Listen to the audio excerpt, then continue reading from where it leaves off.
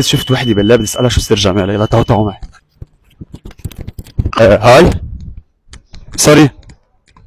هاي شكلها عم تحكي على التليفون. ما بعرف شو عم تعمل. هاي. سوري. معك سمير هيش، فيني اخذ من وقتك دقيقة؟ سوري بس عن جد كثير مستعجل. بس دقيقة. سوري والله مستعجلة، بس انه ليه عم تصور؟ انا ما عم نصور بس لأنه عندنا بيج اسمها دكتور بيوتي على التيك توك. عم تحكي على التليفون سوري إذا بدك. سوري بس شوي. اقلي يلا شوي وبرجع بحكي. اوكي. سوري عن جد قطعتك على التليفون. معك سمير هاشم من بيج دكتور بيوتي، بدي اسألك شو سر جمالك؟ صراحة خلقت ربنا يعني، انه انا بعمل سبور وهيك وبهتم بحالي، عدا عن اني ميك اب ارتست كمان. واو ما تقولي انت عامله الميك اب لإلك. بلا انا. واو جايز كثير حلو وجهها. بقى بدي اسألك عامل شي عمليات تجميل او بوتوكس او فيلر؟ سوري اللي مبين عاملة عمليات تجميل. لا مش مبين بس عم بسألك سؤال. نو ابدا ولا شيء.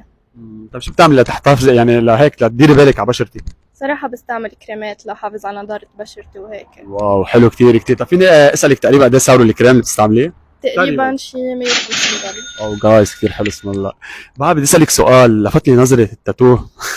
كثير حبيتها، فيني اعرف هيدا شو هي التاتو، شو قصتها؟ انه انا شخص نادر او هيك شيء بتعب. ما انت نادرة اصلا. طيب ثانك يو كثير لإلك ونايس تو ميت يو عن جد. باي. باي باي.